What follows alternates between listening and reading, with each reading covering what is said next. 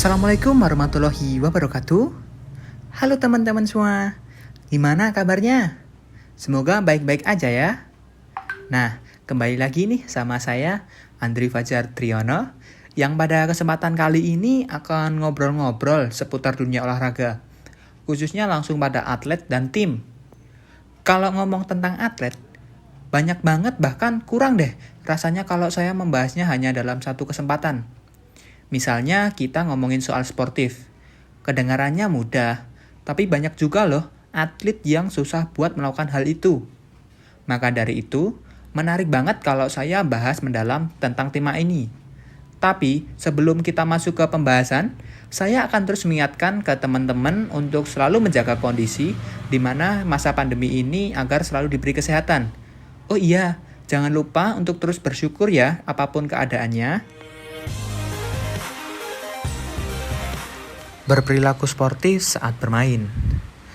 Temanya tuh simple banget, tapi menarik banget loh buat diobrolin. Karena faktanya banyak banget atlet gak ngelakuin itu. Dari artinya sendiri sih simple, sportif. Atlet cuma dituntut agar tidak curang dan mampu mengontrol emosi. Jangan sampai atlet melakukan hal buruk dalam bentuk apapun. Misalnya, melakukan aksi kasar atau hal yang berlebihan. Lebih parahnya pas atlet yang melakukan kecurangan itu menyombongkan diri ketika menang. Jangan banget deh dilakuin hal-hal kayak gitu. Saya ingatkan ke teman-teman semua, karena dampaknya banyak banget loh kalau kalian sampai tidak sportif. Seperti nama kalian itu akan dipandang buruk kalau sampai ada yang mengetahui. Terus biasanya setelah ketahuan, kalian bakal kena sanksi deh dari pihak terkait.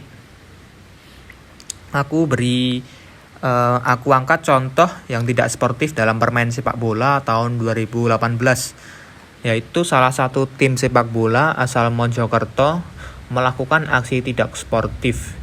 Di saat itu di menit akhir, Mojokerto ini mendapatkan satu buah penalti. Yang ketika itu apabila Mojokerto dapat memasukkan bola, Mojokerto memastikan satu tiket lolos ke babak selanjutnya.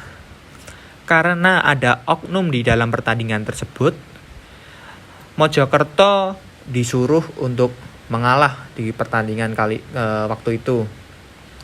Dan salah satu pemain itu mengambil penalti, mendapat instruksi dari pinggir lapangan agar bola itu tidak usah dimasukkan ke gawang lawan. Nah, benar saja, penalti tersebut sengaja banget tidak dimasukkan ke gawang lawan karena sudah ada instruksi atau suruhan dari pinggir lapangan untuk membuat agar Mojokerto ini tidak menang. Dan salah satunya membuat Mojokerto mendapat sanksi dari Komite Disiplin PSSI. Seingat saya sih 2 tahun tidak bisa ikut bertanding di kejuaraan liga di Indonesia ini ya. Nah, itu salah satu contoh tidak sportif dalam olahraga. Nah, selanjutnya itu ada sikap cara sportif. Nah, dari beberapa saya baca jurnal, yang pertama itu sikap cara sportif, yang pertama itu hormat dan taat pada aturan atau rule of the game, yaitu kita mengikuti aturan yang ada dalam olahraga tersebut. Misalnya dalam sepak bola tidak boleh bermain kasar, tidak boleh berbicara kotor. Nah, kita ikutin itu tata cara itu. Nah, yang kedua, perlakukan seseorang seperti kita ingin diperlakukan. Misalnya kita tidak ingin dikasarin, jadi kita tidak boleh juga mengasarin tim lawan. Seperti itu teman-teman. Yang ketiga, hargai diri sendiri atau tim dan juga lawan. Jadi kita menghargai tim kita sendiri dengan cara kita harus berjuang benar-benar untuk tim kita. Bukan ada maksud tertentu berjuangnya. Dan kita harus menghargai juga lawan. Ketika kita menang, kita tidak boleh menyombongkan kemenangan kita di depan lawan kita. Seperti itu teman-teman. Selanjutnya, kita harus menerima semua keputusan dari pengadil lapangan, baik itu keputusan yang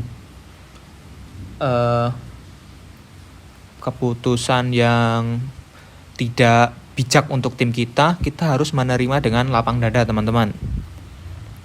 Nah, yang kelima ini hampir sama dengan yang ketiga tadi, untuk tidak sombong saat kita menang. Jadi kita jangan jumawa, habis menang terus jumawa, jangan. Kita harus lebih bekerja keras lagi ke depannya. Nah, yang keenam tuh memaafkan diri sendiri. Nah, di saat kita melakukan kesalahan, kita tuh jangan mematokkan diri kita tuh salah seperti itu, teman-teman.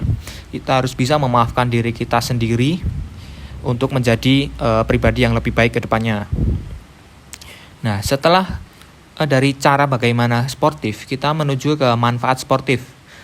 Ada beberapa manfaat yang bakal kalian dapetin ketika kalian sudah melakukan permainan dengan sportif. Contohnya, kualitas diri kalian akan meningkat. Terus mengetahui seberapa potensi dalam diri, terus bisa memahami kelebihan dan kekurangan kita. Permainan dijadikan sebagai pengalaman, dan yang paling penting itu kita menjadi pribadi yang lebih bertanggung jawab serta memiliki rasa syukur yang lebih, teman-teman. Nah, seperti ini materi yang tentang sportif saya sampaikan, teman-teman. Ya, harapan aku seluruh atlet bisa untuk melakukan ini agar antar individu mengetahui sejauh mana potensi yang dimiliki. Jika gagal, cobalah kembali dengan hati-hati dan jangan berkecil hati. Salam olahraga. Wassalamualaikum warahmatullahi wabarakatuh.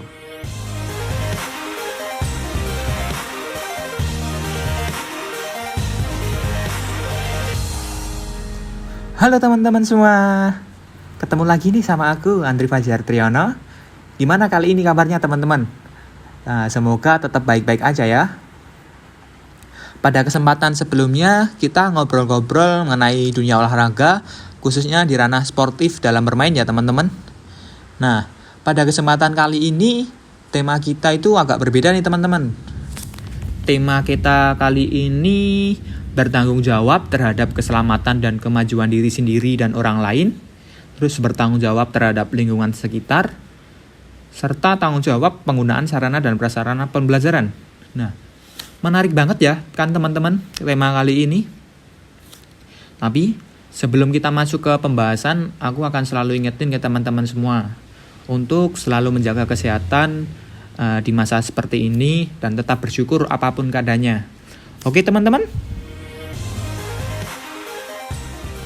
Oke, teman-teman, kita masuk ke pembahasan bertanggung jawab terhadap keselamatan dan kemajuan diri sendiri dan orang lain. Teman-teman udah pada tahu kan gimana itu arti tanggung jawab? Nah, tanggung jawab adalah sikap atau perilaku untuk melakukan sesuatu dengan sungguh-sungguh dan siap menanggung segala resiko dan perbuatannya. Nah, kalau ngomongin tanggung jawab terhadap keselamatan diri sendiri dan orang lain tuh maksudnya kita harus bisa mengerti kondisi dan situasi. Jangan kita memaksakan kehendak kita hanya untuk ego pribadi kita. Dan kita juga harus memikirkan resiko yang bakal dialami orang lain. Jadi, kita harus pandai-pandai mengerti situasi dan kondisi. Sama juga halnya dengan tanggung jawab terhadap kemajuan diri sendiri dan orang lain. Tidak boleh ada sikap mengedepankan kepentingan pribadi. Jadi, dalam kemajuan seseorang dapat terus diasah agar menjadi lebih baik ke depannya, teman-teman. Nah, selanjutnya, teman-teman, kita ngobrolin tentang tanggung jawab lagi nih. Tapi tanggung jawab terhadap lingkungan sekitar. Kita memiliki peran dan pengaruh penting untuk menjaga lingkungan sekitar. Jika ingin sehat, maka wajib bertanggung jawab untuk membersihkan dan menjaga lingkungan sekitar kita, teman-teman. Lingkungan hidup dan manusia memiliki hubungan yang sangat erat. Keduanya saling memberi dan menerima dampak atau pengaruh satu sama lain. Pengaruh kita terhadap alam bersifat aktif, sedangkan pengaruh alam terhadap manusia bersifat pasif. Manusia itu memiliki kemampuan eksploitatif terhadap alam, memanfaatkan sumber daya alam dengan berlebihan. Seperti itu, teman-teman. Nah, aku akan memberikan contoh nih sikap tanggung jawab terhadap lingkungan sekitar itu seperti apa. Yang pertama itu menjaga kelestarian lingkungan sekitar. Salah satu contohnya kita memanfaatkan sumber energi yang maksudnya itu memanfaatkannya harus secukupnya aja teman-teman, tidak boleh yang berlebihan seperti itu. Yang kedua, memanfaatkan teknologi. Pemanfaatan teknologi ini harus mempertimbangkan lingkungan hidup supaya teknologi tersebut enggak merusak alam lingkungan sekitarnya teman-teman. Yang ketiga, mengeksploitasi alam secara berlebihan. Sumber daya alam yang dieksploitasi secara berlebihan akan mendatangkan bencana alam seperti kabut asap, pemanasan global, tanah longsor, dan banjir. Ini sangat merugikan kita teman-teman. Perlu diingat untuk tidak mengeksploitasi secara berlebihan karena adanya keterbatasan sumber daya alam teman-teman. Yang keempat, menggunakan teknologi yang ramah lingkungan. Nah, dengan menggunakan teknologi yang ramah lingkungan ini, maka kebersihan dan kelestarian lingkungan akan terjaga teman-teman. Nah, yang terakhir itu menjaga kebersihan lingkungan.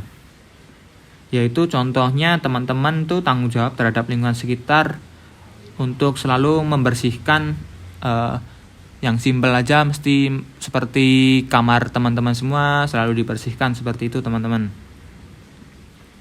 Nah, selanjutnya untuk topik yang ketiga ini tanggung jawab terhadap sarana dan prasarana pembelajaran teman-teman. Nah, pendidikan karakter itu berupa sikap tanggung jawab tidak hanya diberikan kepada peserta didik sebagai pelajar, tetapi semua warga sekolah harus memiliki sikap rasa tanggung jawab dalam melaksanakan tugasnya masing-masing. Salah satu contoh pembentukan karakter terpuji yaitu tanggung jawab adalah adanya tata tertib di sekolah tentang penggunaan dan peminjaman fasilitas atau sarana prasarana. Dengan begitu, semua warga sekolah akan berusaha menaati tata tertib yang telah ditentukan. Proses pendidikan atau pengajaran tentunya memerlukan sarana dan prasarana yang memadai, baik secara langsung maupun tidak langsung. Dalam hal ini, yang secara langsung dipergunakan dalam menunjang proses pendidikan, khususnya proses belajar mengajar seperti gedung, ruang kelas, meja, kursi, serta alat-alat lainnya. Nah, penggunaan sarana dan prasarana pendidikan di sekolah merupakan tanggung jawab kepala sekolah. Namun, kepala sekolah dapat melimpahkan kepada wakil kepala sekolah yang menangani sarana dan prasarana atau sering disebut Wakasek, bidang sarana dan prasarana. Kepala sekolah hendaknya berupaya untuk mendayagunakan sumber-sumber, baik personal maupun material, secara efektif dan efisien guna menunjang tercapainya tujuan pendidikan di sekolah secara optimal. Nah, sarana dan prasarana pendidikan merupakan instrumen penting dalam pendidikan dan menjadi satu dari 8 standar nasional pendidikan. Kelengkapan sarana dan prasarana pendidikan merupakan salah satu daya tarik bagi calon peserta didik nih teman-teman. Nah, baik guru maupun siswa itu merasa terbantu adanya fasilitas tersebut. Alat-alat pelajaran yang telah digunakan harus diatur kembali. Inilah yang disebut dengan pengaturan kembali atau tanggung jawab pengembalian. Dalam hal inilah semua siswa harus diberikan kesempatan untuk melakukan tanggung jawab ini teman-teman terhadap alat yang dipinjam tadi atau yang digunakan. Yang lebih awal dari itu adalah semua siswa harus diberitahu dan diawasi bagaimana menggunakan sarana prasarana sekolah ini. Banyak sekali ketahanan perabot yang tergantung dari cara pemakaian. Misalnya sekali pakai bisa langsung rusak seperti itu teman-teman. Dengan mengikut sertakan siswa ke dalam pemeliharaan dan pengaturan kembali atau menjaga tanggung jawab sarana prasarana, kita dapat melatih siswa untuk bertanggung jawab terhadap fasilitas sekolah yang ada teman-teman. Nah, contohnya seperti itu teman-teman tentang tanggung jawab yang kita bahas dalam materi ini. Baik teman-teman, gimana pembahasan kali ini? Seru banget ya kan? Dan pada materi ini kita dapat menambah wawasan kita tentang apa itu tanggung jawab. Besar harapan aku, seluruh teman-teman semua ini bisa untuk melakukan tanggung jawab. Dari tanggung jawab yang hal-hal kecil dulu, gak apa-apa teman-teman. Agar teman-teman itu terbiasa oleh hidup yang bertanggung jawab. Oke teman-teman, masih ingat ya teman-teman kata-kata motivasi yang kemarin? Jika gagal, cobalah kembali dengan hati-hati dan jangan berkecil hati. Salam olahraga. Assalamualaikum warahmatullahi wabarakatuh.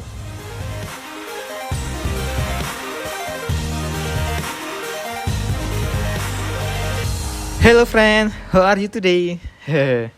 Agak berbeda ya teman-teman, aku menyapanya dari episode sebelumnya. Ketemu lagi nih sama aku yang masih sama, Andri Fajar Triyono.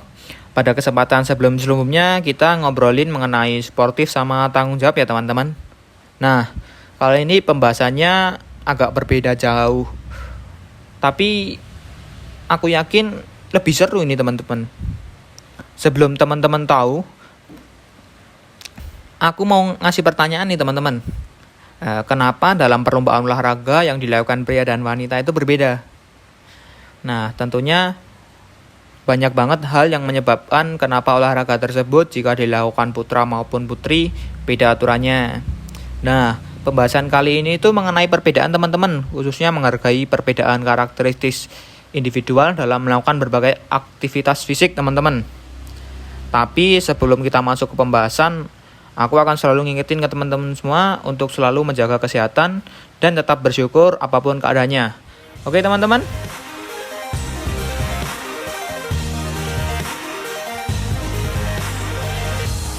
Teman-teman udah pada tahu belum apa yang dimaksud dalam menghargai perbedaan karakteristik individual dalam melakukan berbagai aktivitas fisik? Nah, kita sebagai manusia atau seseorang individu memiliki sifat ataupun karakteristik yang berbeda-beda. Ini bisa dilihat secara kasat mata atau secara fisik maupun secara sifat.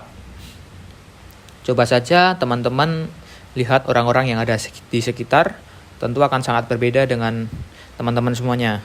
Mungkin bisa dari warna kulit, bentuk rambut, bahkan perbedaan hobi. Ini yang disebut dengan keberagaman karakteristik individu teman-teman. Nah, perbedaan individual ini merupakan kodrat manusia yang bersifat alami. Jadi, kita tidak bisa memilih dan menentukan. Dan berbagai aspek dalam diri individu ini berkembang melalui cara yang bervariasi, sehingga menghasilkan perubahan karakteristik individual yang bervariasi pula. Perbedaan-perbedaan tersebut dapat kita amati seperti perbedaan dalam aspek fisik, emosi, bahasa, bakat, kepribadian, dan hal-hal lainnya teman-teman. Perbedaan tersebut memiliki ciri khas atau unik yang tidak sama dengan individu yang lain. Nah, selanjutnya kita sangkutin ke aktivitas fisik ya teman-teman. Sudah mulai ada gambaran ya ini. Berarti gimana menghargai perbedaan karakteristik dalam aktivitas fisik. Yang pertama aku ngambil contoh dalam sepak bola nih teman-teman. Di dalam satu tim mesti setiap pemainnya mempunyai karakteristik yang berbeda-beda ya teman-teman. Aku kasih contoh, di tim tersebut ada pemain yang karakternya setelah melakukan kesalahan itu mentalnya down teman-teman. Dan satunya lagi ada pemain yang bersifat emosian. Nah, kita sebagai pemain dalam tim tersebut, dengan contoh yang pertama, kita tidak boleh untuk langsung memarahi rekan kita setelah melakukan kesalahan. Tapi kita sebaliknya teman-teman, kita harus mensupport teman kita agar mental dia itu tidak turun teman-teman. Nah, kalau contoh yang kedua itu, untuk pemain yang mudah emosian, aku ambil langsung dari pengalamanku ya teman-teman. Jadi pemain yang karakteristiknya emosian itu akan sangat merugikan tim. Kenapa? Karena kalau diri kita sudah emosi, keterampilan yang dimiliki diri kita ini tidak akan muncul. Terus tenaga kita habis hanya untuk emosi saja teman-teman. Terus apabila emosi tersebut tidak bisa ditahankan, dapat berpengaruh buruk terhadap tim kita teman-teman. Nah, kita sebagai teman di tim tersebut sebisa mungkin menenangkan dan jangan ikut terpancing emosi rekan kita teman-teman. Dan menghargai apa yang dipikirkan dia. Itu yang contoh yang pertama ya teman-teman. Terus aku kasih contoh lagi yang kedua. Ini contoh perbedaan karakteristik mental yang pertama tadi teman-teman. Kalau yang ini aku memberikan perbedaan dari segi fisiknya teman-teman. Kita ambil contoh dalam olahraga atletik lari estafet. Biasanya dalam lari estafet ini membutuhkan 4 orang pelari yang berdiri di setiap posnya itu 1 orang ya teman-teman. Nah, dalam olahraga ini tuh sangat penting apa itu kompakan dalam sebuah kelompok lari estafet ini. Karena semua orang dalam tim ini tuh berpengaruh terhadap hasil yang akan dicapainya. Nah, biasanya juga dalam lari ini karakteristik pelari itu satu sama lainnya itu beda-beda teman-teman. Nah, biasanya yang larinya paling kencang sendiri itu berada di pos terakhir dari pos yang ketiga kalau nggak salah sampai ke garis finish. Itu dimaksimalkan untuk mencari hasil yang terbaik. Seperti itu teman-teman. Nah, dalam hal ini pelari 1, 2, 3, 4 itu tidak boleh menyombongkan diri atau merendahkan pelari-pelari lainnya. Karena jika terjadi, maka dijamin dalam tim tersebut susah untuk mendapatkan prestasi yang diinginkan. Jadi semua pelari dalam satu tim itu harus benar-benar menghargai perbedaan-perbedaan pelari yang lain. Jadi, dalam intinya itu menghargai karakteristik individu dalam aktivitas fisik itu merupakan komponen yang sangat penting karena berpengaruh besar terhadap prestasi yang akan dicapai teman-teman. Nah, seperti itu materi mengenai menghargai perbedaan karakteristik dalam aktivitas fisik ya teman-teman.